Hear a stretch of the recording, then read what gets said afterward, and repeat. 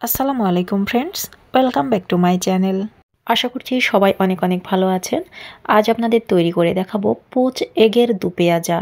আশা করছি পোচ এগের এই দুপেঁয়াজাটি আপনাদের কাছে অনেক ভালো লাগবে। আর ভালো লাগলে অবশ্যই চ্যানেলটি সাবস্ক্রাইব করে নিয়মিত চ্যানেলের সাথেই থাকবেন। তো আর কথা বাড়াচ্ছি না, চলে যাচ্ছি মূল রেসিপিতে। এখানে আমি 1 লিটার পানি নিয়েছি, অর্থাৎ 4 কাপ পানি নিয়েছি। দিচ্ছি স্বাদ মতো লবণ, আর সেই সাথে দিয়ে দিচ্ছি 1 টেবিল চামচ ভিনেগার।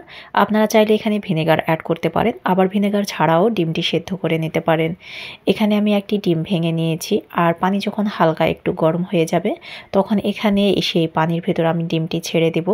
আমি এখানে 2টি ডিমের দুপেঁয়াজা করব, তাই এখানে 2টি ডিম আমি সেদ্ধ করে নেব। এখন ঢাকনা দিয়ে ঢেকে আমি জাস্ট 4 থেকে 5 মিনিট অপেক্ষা করব। তবে ডিমটিকে আপনাকে অবশ্যই লো হিটে সেদ্ধ করে নিতে হবে। ফিরে আসলাম 4 থেকে 5 মিনিট পর। ডিমটি আমার সেদ্ধ হয়ে গেছে। এখন ডিমটিকে আমি পানি ঝরিয়ে উঠিয়ে নিচ্ছি। পানিতে ভিনেগার দেওয়ার কারণে ডিমটি কিছুটা হলুদ বর্ণ ধারণ করেছে। প্যানে পরিমাণ মতো তেল গরম করে নিয়েছি, আর তেলটিকে আমি কড়াইয়ের চারিদিকে ছড়িয়ে নিচ্ছি। এখানে দিয়ে দিচ্ছি 1 কাপ পেঁয়াজ কুচি এবং মরিচ কুচি। যেহেতু এটা আমি ডিমের দুপেঁয়াজা তৈরি করব, তাই এখানে পেঁয়াজের পরিমাণ একটু বেশি নিতে হবে। আমি কিছুটা নাড়াচাড়া করে নিচ্ছি। দেন এখানে অ্যাড করব 1/3 চা চামচ আস্ত জিরা। যারা এখনও লাইক দেননি বা লাইক দিতে ভুলে গেছেন, প্লিজ একটি লাইক দিয়ে পুরো ভিডিওটি কন্টিনিউ করবেন। দিচ্ছি 1/2 চা চামচ বাটা মশলা। মশলাটিকে আমি পেঁয়াজের সঙ্গে খুব ভালোভাবে মিক্সড করে নিব। দেন একটু সময় নিয়ে এটাকে ভেজে নেব। দিচ্ছি পরিমাণ মতো পানি, যেন মশলাটি পুড়ে না যায়। দিচ্ছি 1/2 চা চামচ লবণ, 1/2 চা চামচ হলুদের গুঁড়া, 1/2 চা চামচ মরিচের গুঁড়া। আপনারা অবশ্যই আপনাদের ডিমের পরিমাণ অনুযায়ী মশলাটিকে বাড়িয়ে বা কমিয়ে নেবেন। আমি যেহেতু এখানে 2টা মাত্র ডিম দেব, তাই এখানে সবগুলো মশলা অল্প অল্প করে নিয়েছি। দিচ্ছি 1/3 চা চামচ ধনিয়া গুঁড়া এবং 1/3 চা চামচ গরম মশলার গুঁড়া। সবগুলো উপকরণকে আমি খুব ভালোভাবে মিক্সড করে নিব। যারা আজকে প্রথম আমার চ্যানেলে প্রবেশ করেছেন, প্লিজ আপনাদের কাছে অনুরোধ করব চ্যানেলটি সাবস্ক্রাইব করে নিয়মিত চ্যানেলের সাথেই থাকবেন। আর যদি ফেসবুক থেকে দেখে থাকেন তাহলে অবশ্যই আমার পেজটি ফলো দিয়ে রাখবেন। আমি মশলাটিকে কিছুক্ষণ ঢাকনা দিয়ে ঢেকে রাখবো, যেন মশলা থেকে খুব ভালোভাবে তেল ছেড়ে দেয়।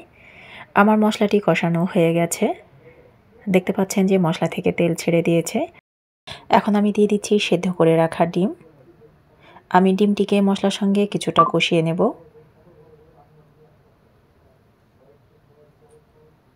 তবে ডিমটি মশলার সঙ্গে কষানোর সময় অবশ্যই চুলার জালটিকে মিডিয়াম টু লো হিটে রাখতে হবে। কখনোই এটাকে মিডিয়াম বা হাই হিটে রাখা যাবে না। আমার ডিমটি খুব ভালোভাবে কষানো হয়ে গেছে। আর এখন দিয়ে দিচ্ছি পরিমাণ মতো পানি। এমনভাবে এখানে পানি দিতে হবে যেন ডিমটি ডুবে না যায়, আবার ডিমটি যেন একেবারে সম্পূর্ণ ভেসে না থাকে, অর্থাৎ মাঝ বরাবর ডিম থাকবে। ঠিক এরকমভাবে পানি দিয়ে আমি ঢাকনা দিয়ে ঢেকে মিডিয়াম হিটে রান্না করে নেব প্রায় 7 থেকে 8 মিনিট। ফিরে আসলাম 7 থেকে 8 মিনিট পর, আর দেখতে পাচ্ছেন যে ঝোল অনেকটা টেনে গেছে। যেহেতু এটা আমি ডিমের দুপেঁয়াজা তৈরি করব, তাই এখানে আমি তেমন ঝোল রাখবো না। তো কিছুটা নাড়াচাড়া করে নিচ্ছি। দেন এখন দিয়ে দিব 1/3 চা চামচ ভাজা জিরার গুঁড়ো।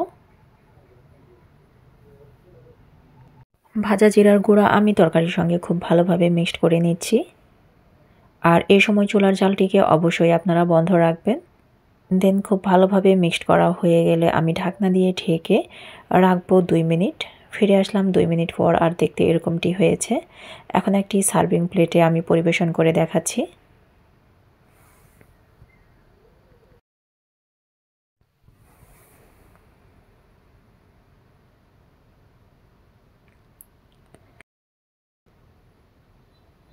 ডিমের দুপেঁয়াজাটি কেমন হয়েছে অবশ্যই আপনারা কমেন্টসে জানাবেন।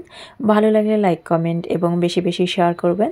মনে রাখবেন, আপনার একটি শেয়ার হাজারো মানুষের কাছে পৌঁছে দেবে আমার রান্নার রেসিপি। আমি কিছুটা কাছে থেকে দেখাচ্ছি যে দেখতে মাশাআল্লাহ কেমন হয়েছে। সবাইকে আগামী রেসিপি দেখার আমন্ত্রণ জানিয়ে আজকের মতো বিদায় নিচ্ছি। সবাই ভালো থাকবেন, সুস্থ থাকবেন, আর আমার জন্য অনেক অনেক দোয়া করবেন। আল্লাহ হাফেজ।